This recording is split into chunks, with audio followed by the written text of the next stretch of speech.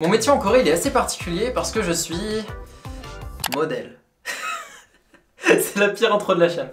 C'est une vidéo que vous avez été extrêmement nombreux à me demander, comment devenir modèle, comment je suis devenu modèle, combien je gagne aussi, voilà l'argent, j'ai l'impression que ça vous intéresse beaucoup. On va aussi voir les points positifs et les points négatifs parce que bah oui, comme dans tout métier il y a des points négatifs. Avant que la vidéo commence, n'oublie pas de lâcher ton plus beau like si tu veux plus de vidéos sur la Corée du Sud et si t'es nouveau sur la chaîne, salut à toi.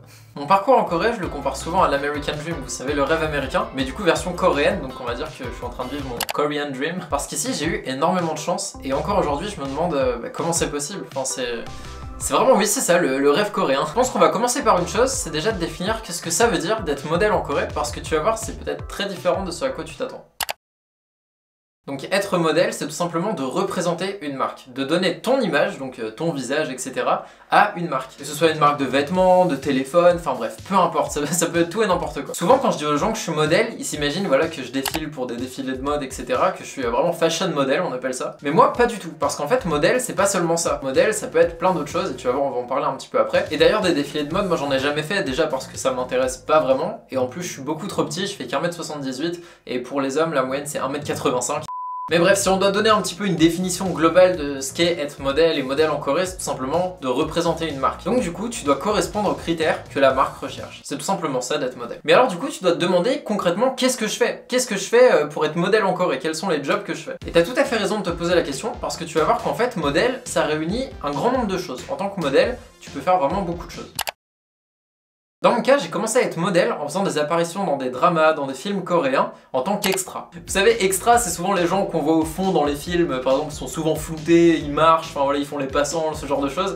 Bah ça, c'était moi. Par exemple, pour ceux qui connaissent le drama Our Beloved Summer, je suis juste ici. Voilà, ça c'est moi de dos, en train de boire un café. En vrai, j'en rigole, mais c'est vraiment une super façon de commencer pour être modèle en Corée, voilà, d'être extra dans des films, dans des dramas. Et à cette époque-là, j'étais même pas signé dans une agence, je faisais vraiment ça pour le fun, et honnêtement, bah ouais, c'était fun. Donc j'ai envie de dire, c'est quelque chose que tu peux même faire sans être officiellement modèle, mais voilà, ça te permet au moins d'avoir une première approche, et voilà, moi j'ai commencé comme ça. Puis au fur et à mesure que je faisais des jobs d'extra, j'ai commencé à avoir des contacts d'agence, parce que ce qu'il faut savoir, c'est qu'en général, sur les shootings, c'est souvent les mêmes agences qui reviennent. Et du coup, le plus de petits jobs tu fais, bah le plus t'as de chance voilà, qu'elles te reconnaissent et qu'elles mémorisent ton visage en fait. Ça part de là. Donc bref, vu que j'avais pas mal de contacts d'agence, tout simplement ce que j'ai fait, c'est que je leur ai envoyé mon portfolio. Un portfolio, pour faire simple, c'est tout simplement ce qui regroupe vos informations, donc taille, couleur de cheveux, couleur des yeux, le poids, etc. Et aussi vos meilleures photos, et le mieux c'est qu'elles soient professionnelles. Voilà, des photos prises par un photographe, c'est toujours mieux. Et après avoir envoyé plusieurs messages, après avoir rencontré beaucoup d'agences, etc., j'ai finalement trouvé une agence qui a voulu me signer et me sponsoriser mon visa. Et à partir de là, j'ai commencé à être danseur pour YG Entertainment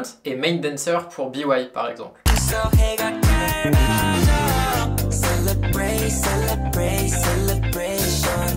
Mais il y a quelque chose qu'ici tous les modèles veulent faire, voilà c'est un petit peu le goal de tous les modèles ici, c'est d'être commercial model pour Samsung, LG ou Hyundai, donc les marques coréennes. Donc en fait tu l'auras compris, commercial model c'est tout simplement de jouer dans les pubs. Et d'ailleurs c'est ce que je fais principalement aujourd'hui. Mais bref, vous allez comprendre un peu plus tard pourquoi tout le monde ici veut faire ça. Ah oui, et petite exclue aussi pour vous, j'ai commencé ma carrière d'acteur en Corée. Alors j'ai un petit rôle, hein, forcément, c'est pas, voilà, c'est mon premier rôle, donc voilà. Mais vous me verrez au cinéma parce que le film va sortir dans le monde entier, donc c'est ouf. Non, honnêtement, je réalise toujours pas en fait. Voilà, ça aussi c'est un des buts, à mon avis, de tous les modèles, c'est de basculer en tant qu'acteur. Bon, pour le moment, je peux pas trop vous en parler, mais rendez-vous l'année prochaine.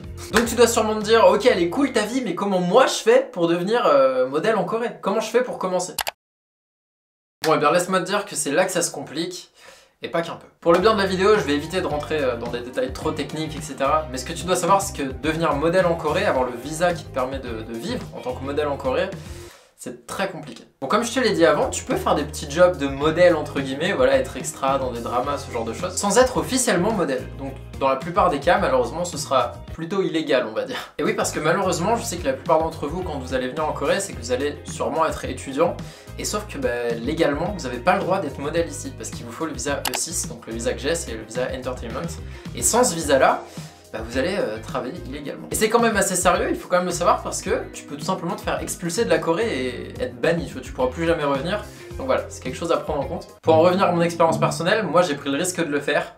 Je vous le conseille vraiment pas, mais bon, pour moi ça a marché, heureusement. Après, n'oubliez pas que j'ai eu énormément de chance, vous allez voir encore par la suite, mais vraiment je vous conseille pas de faire ça. Bref, le plus dur pour être modèle, c'est tout simplement de trouver des jobs, de trouver du travail en fait. Donc comment faire ? Comme je l'ai expliqué un petit peu avant, c'est assez simple, il suffit que tu envoies des photos et tes informations à plusieurs agences. Et à partir de là, si tu as de la chance et que tu corresponds aux critères de beauté qu'ils attendent en fait, parce que c'est surtout ça être modèle en fait, alors ils vont te contacter pour des petits jobs, voilà, extra, dans des dramas, dans des films, ce genre de choses. Mais t'es encore très loin d'avoir le visa de modèle à ce niveau-là. En fait, concrètement, tu pourras pas en vivre si tu fais que des jobs d'extra. Par contre, là où c'est important, c'est que ça va permettre à l'agence qui t'a envoyé le message de savoir si t'es professionnel, si tu travailles bien, et puis de voir si t'as du potentiel en fait. Donc mon conseil perso, c'est vraiment d'envoyer vos photos, vos informations au plus d'agences possible. Envoyez vraiment en masse, et puis travaillez à fond avec elles. Enfin vraiment, faites beaucoup de jobs, même si c'est éclaté ce qu'elle vous propose, faites-le. Et à partir de là, voilà, après quelques mois, on va dire, vous serez en possibilité de demander à ce qu'elle vous signe et qu'elle vous sponsorise le visa, donc de devenir officiellement modèle. Enfin bon, je dois quand même te dire que ça, c'est vraiment dans le meilleur des scénarios, c'est vraiment dans le meilleur des cas, parce que malheureusement, ce qui se passe en ce moment, c'est qu'il y a de moins en moins de visas de modèle. Ça devient vraiment de plus en plus rare, c'est pas comme il y a 10 ans où voilà, quand t'étais étranger, c'était hyper simple d'être modèle. Maintenant, ça a beaucoup changé. Pour te donner une idée, mon agence, elle a signé que 3 modèles en un an, et j'ai des amis, ça fait 2-3 ans qu'ils sont en Corée à essayer d'être modèle, et ils vont devoir rentrer chez eux parce qu'ils trouvent pas d'agence. Donc tu vois, j'ai vraiment eu beaucoup de chance. Ouais, en fait, c'est ça, j'ai eu beaucoup de chance. Vous devez vraiment sortir du lot, donc contacter un maximum de photographes sur Séoul pour qu'ils prennent plein de photos de tous les styles. Il faut que vous ayez des photos en tenue classique, on va dire, en tenue un peu moderne, jeune, enfin vraiment, donc acheter plein de vêtements, acheter... Voilà, ça c'est vraiment la base, c'est vraiment d'être prêt en fait. D'aller à une agence et dire bah voilà, j'ai ça, je suis déjà prêt à être modèle. En fait, c'est ça le secret. Je passe vite fait sur le visa, etc. parce que c'est long, ennuyeux, enfin c'est de la paperasse quoi. Mais il y a quelque chose qui est quand même important à dire, c'est que voilà, imaginons que vous venez de signer dans l'agence, elle est prête à sponsoriser votre visa, l'agence peut vous demander une certaine somme, en général c'est à peu près 1500 € pour sponsoriser votre visa. En parlant à d'autres modèles autour de moi, etc., je me suis rendu compte que c'était le cas dans 90% des cas. Tout simplement parce qu'en sponsorisant votre visa, elle devient responsable de vous. Donc s'il vous arrive quelque chose, c'est l'agence qui est responsable. Ça devient un petit peu ta maman si tu veux. Mais c'est pas tout, ça prend aussi en compte tous les frais d'avocat qui sont assez chers, et aussi c'est eux qui vont faire tous les documents pour vous. Au final, vous avez juste besoin d'attendre et c'est l'agence qui prépare tout, donc du coup, elle demande cette somme-là. Mais c'est quand même quelque chose à savoir du coup, parce que ça veut dire que c'est pas gratuit, il y a des frais. D'autant plus que vous allez devoir retourner en France à peu près un mois, je crois, c'est à peu près ça. Car pour valider votre nouveau visa, vous êtes obligé de retourner dans votre pays d'origine et de le faire à l'ambassade de votre pays d'origine. Je sais pas pourquoi, hein, mais c'est comme ça. Donc prévoyez aussi voilà, d'acheter un billet aller-retour juste pour avoir le visa de modèle. Donc encore une fois là-dessus, moi j'ai eu de la chance parce que c'était à l'époque où les frontières en France étaient fermées, du coup je pouvais pas retourner en France et donc la Corée se chargeait de tout. Mais du coup voilà, prévoyez ça. Et au fur et à mesure, vous allez commencer à travailler, et donc dans la plupart des cas, vous allez faire des petits jobs d'extra, vous allez travailler pour les marques comme Samsung, comme je disais tout à l'heure, être commercial model, et pourquoi pas danseur si vous savez danser pour Wage Entertainment comme moi, BY, etc. Même si ça c'est quand même assez rare, hein, je vous l'avoue. Je vais essayer de résumer en 3 points ce qu'il vous faut pour être modèle en Corée. La première chose, ça peut paraître bête, mais c'est pourtant la base en fait d'être modèle, c'est tout simplement de correspondre aux critères de beauté et que ton physique plaise à l'agence, tout simplement. La deuxième chose, c'est d'être prêt à être modèle, donc voilà, que tu aies déjà des photos professionnelles à envoyer, que tu envoies toutes tes informations au plus d'agences possible pour avoir le plus de chances de travailler, ça c'est vraiment important. Et le troisième point, c'est de travailler dur, faire tous les jobs possibles et ne pas abandonner. Parce que tu vas le voir, c'est très facile d'abandonner en tant que modèle, il y a les côtés positifs à être modèle, c'est sûr, mais il y a aussi beaucoup de côtés sombres, beaucoup de points négatifs, et on va les voir juste après. Bref, avant de te dire combien je gagne, les points négatifs, quelques anecdotes assez marrantes qui me sont arrivées, etc., je tiens quand même à te rappeler quelque chose. Tu peux être modèle entre guillemets sans forcément avoir le visa de modèle. C'est tout à fait possible, comme je te l'ai dit, voilà, beaucoup d'étudiants le font, etc. La seule chose, c'est que tu seras pas considéré comme professionnel, et donc du coup tu pourras pas rester et vivre en Corée en tant que modèle. Si ton but c'est de vivre en Corée en tant que modèle, il faudra que tu sois signé dans une agence et qu'elle te sponsorise le visa. Sans ça, tu pourras pas. Dans les points positifs, franchement la première chose qui me vient en tête, c'est que c'est magique en fait. De pouvoir approcher ce milieu fermé, de rencontrer tes chanteurs, tes acteurs préférés, et pourquoi pas même de devenir ami avec eux, parce que oui ça arrive. Enfin clairement c'est une chance incroyable quoi, c'est magique vraiment. Ah oui aussi mine de rien, le fait de se sentir un peu spécial, parce que mine de rien voilà, se promener dans la rue et voir ta photo ou dans le métro, ce genre de choses, c'est incroyable. Et puis d'avoir toute une équipe qui s'occupe de toi, qui te maquille, qui te coiffe, qui est tout attentionné, etc. Voilà, ce genre de petites choses, du coup ça fait plaisir. Ah oui aussi quelque chose auquel on s'attend pas forcément, mais en tant que modèle, on voyage gratuitement. Le truc c'est que la plupart des tournages se font pas sur Séoul, donc du coup, c'est pas rare que voilà, il y ait des bus privés, des voitures privées qui vous emmènent assez loin en fait dans la Corée, donc vous vous baladez, et puis quand il y a les petits temps de pause, vous pouvez voir un petit peu des villes que vous connaissez pas, et je trouve ça super intéressant. Puis je dois dire aussi, ça fait toujours des expériences incroyables, vous rencontrez de nouvelles personnes, enfin vous rigolez avec eux. En général, voilà, c'est vrai que sur ce point-là, être modèle en Corée, c'est quelque chose de positif. Et puis bien sûr, il faut le dire aussi, la paye, qui est quand même un point positif, mais on va revenir dessus un peu plus tard. Je dois dire qu'il y en a quand même beaucoup pour être honnête. Déjà, le temps de travail qui est vraiment parfois abusé, ça peut être des journées de 12-13 heures où tu dois te lever à 4 heures du matin parce que tu dois commencer à shooter à 6 heures du matin à Paju. Paju, c'est dans le nord de la Corée. Enfin voilà, ce genre de choses, c'est vrai que je m'en passerai et ça fatigue vraiment. Sans compter certains tournages où tu dois rester debout pendant 6 heures. Vraiment, c'est long pendant 6 heures rester debout, à pas bouger, à pas pouvoir aller aux toilettes, etc. En plus, dans le froid, vu que c'est l'hiver. Mais parce que la scène que t'es en train de tourner, c'est censé se passer au printemps, bah t'es en suite, dehors à -10, à pas pouvoir bouger. Croyez-moi, à la fin de la journée, vous êtes content de rentrer chez vous. Aussi, la pression, elle est énorme en tant que modèle. Tu dois toujours être meilleur que les autres modèles parce que bah, si t'es pas meilleur qu'eux, si tu te démarques pas, c'est eux qui ont les jobs et toi, bah, tu travailles pas et t'as pas d'argent. Voilà, la pression, c'est quand même quelque chose qui est assez dur à gérer. Surtout, qui dit pression, dit aussi dépression. Et souvent, c'est vrai que la dépression vient aussi avec. Par exemple, ça arrive qu'il y ait des tournages qui durent sur 3 jours et par nuit, tu dors, on va dire, 2-3 heures maximum. Et c'est vrai que quand t'enchaînes 3 jours comme ça, ben, en fait, t'es juste mort, quoi. Tu peux pas apprécier. Puis il y a aussi le fait qu'il y ait YouTube. Il y a vous, j'ai envie de travailler pour vous, de faire des vidéos YouTube, ça me plaît. Et du coup, bah, je le prends sur mon temps de repos que j'ai quand je travaille pas en tant que modèle. Et ce qui fait qu'au final, bah, dans une semaine, j'ai quasiment aucun temps de repos et je fais que travailler. Et moi qui voulais apprécier la Corée, découvrir plein de choses, voyager un petit peu partout, bah, c'est vrai que c'est compliqué et des fois, comment dire ? Ouais, des fois c'est dur, des fois c'est très dur. Mais la partie la plus importante, selon moi, un des points négatifs les plus importants, c'est vraiment le stress. Le souci d'être modèle, c'est que c'est pas un boulot stable. Du coup, t'es tout le temps dans le stress de trouver un nouveau job, tout le temps dans le stress de savoir si tu vas recevoir ton argent. Parce que le souci, il y a ça aussi. Parce qu'en fait, dans 99% des cas, t'es jamais payé le jour même que tu fais le shooting, t'es payé 3-4 mois après. Donc comment tu fais pour payer ton loyer, pour manger, pour, je sais pas, sortir dans un café, si tu veux faire des trucs en Corée, des activités? Bah du coup c'est compliqué et ça fait stresser de trouver un job. Enfin bref, le stress c'est en général ce qui fait abandonner beaucoup de gens d'être modèle, parce qu'il y a ce côté là aussi, beaucoup de gens abandonnent très vite quand ils sont modèles. Dans les points négatifs aussi, ce qu'il faut souligner, c'est qu'une fois que t'es signé dans une agence, c'est bien, t'as ton visa, t'es modèle officiellement, mais l'agence va pas forcément t'aider à trouver des jobs, ça reste encore à toi de trouver tes propres jobs. Et en plus de ça, elle va prendre un pourcentage sur ce que tu gagnes. Donc le pourcentage qu'elle prend, ça dépend de ton contrat en fait, mais en général quand tu débutes, ça va commencer à 30% à peu près je pense, donc voilà, c'est quand même énorme. Puis à ça, tu rajoutes aussi l'assurance vie qui est obligatoire à payer en Corée, donc voilà, c'est finalement de survivre en Corée, c'est compliqué. Enfin bref, c'est vrai que des fois il y a des nuits, bah, je dors pas tellement ça me travaille, tellement je suis stressé, tellement voilà, j'ai la pression, etc. Mais bon, ça fait partie du jeu, on va dire. Mais bon, passons à des trucs un peu plus marrants, à des anecdotes un peu what the fuck qui me sont arrivées, tu vois, des choses, des tournages un peu chelous, enfin bref. Vous allez voir, des fois, c'est assez spécial. Sur un des shootings où j'étais extra, alors je peux pas vous dire quel film c'était parce que c'est pas encore sorti, je peux juste vous dire, dedans il y a Hyun Bin qui joue, voilà. Bref, je suis figurant à ce moment-là, et la scène c'est qu'il y a une espèce de course-poursuite, et il y a une voiture qui explose et tout, mais un truc assez vénère quoi, une grosse explosion avec des vrais explosifs. Donc vraiment le truc impressionnant, donc on nous fait répéter pendant 3-4 heures à bien faire attention, à pas trop s'approcher de la voiture qui explose parce que bah, c'est dangereux en fait. Et juste avant de tourner la scène, justement, il y a un membre du staff qui me pointe, et qui pointe un autre modèle et qui dit « Alors vous là du coup, vous allez pas aller là, vous allez marcher plutôt de là-bas à là-bas. » Puis tu vois, avec l'autre modèle, on se regarde, on se dit, mais en fait, on doit marcher vers la voiture, tu vois. On doit vraiment marcher à 1 mètre de la voiture, donc on se dit, il y a un problème, c'est pas possible. Mais bon, on se dit, on va quand même le faire, tant pis.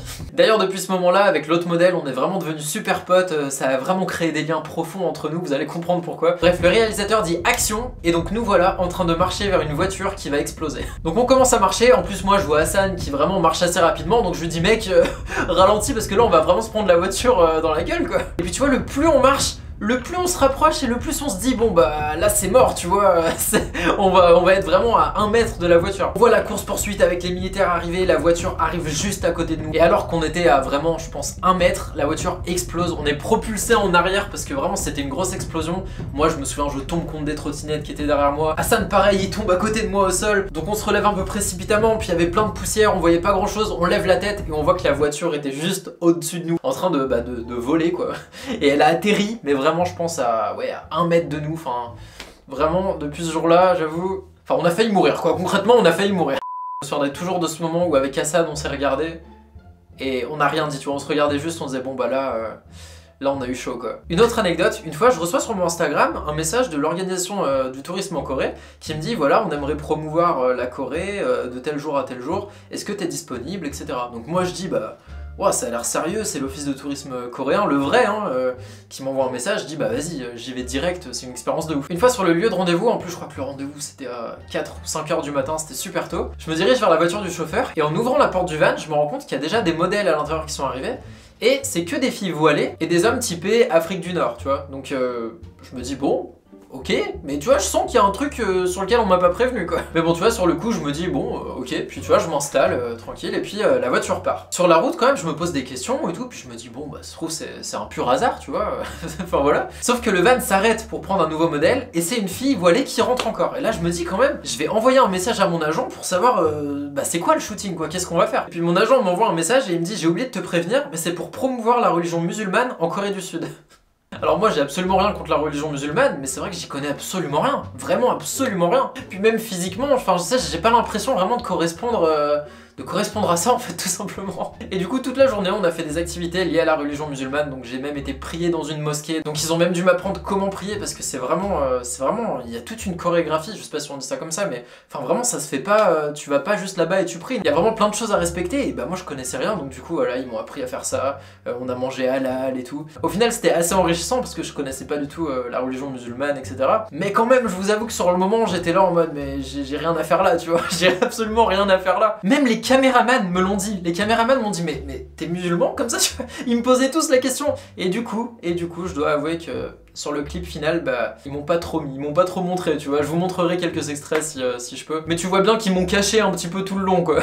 Mais voilà c'était marrant. Après j'ai aussi l'histoire d'une amie qui pareil reçoit sur son téléphone un message Instagram voilà d'une agence qui veut l'emmener pour faire un petit shooting et tout ça, et une fois qu'elle arrive sur le lieu elle se rend compte que c'était pour tourner dans un film un peu douteux si vous voyez ce que je veux dire. Donc voilà, faites attention, il y a aussi des arnaques par moment. Moi je suis jamais tombé sur des arnaques, mais voilà, quand même poser beaucoup de questions, etc. c'est important. Bref, on va en arriver à un point qui vous intéresse particulièrement, je le sais, c'est combien je gagne et à peu près combien un modèle gagne en Corée. Donc quand tu vas travailler en tant qu'extra, voilà en général c'est quand tu débutes etc, mais même encore je le fais aujourd'hui. En moyenne ce que j'ai pu me rendre compte c'est que la journée elle est payée environ on va dire entre 100 et 200 euros. Ça dépend des agences, ça dépend de l'équipe de tournage avec qui tu fais ça etc.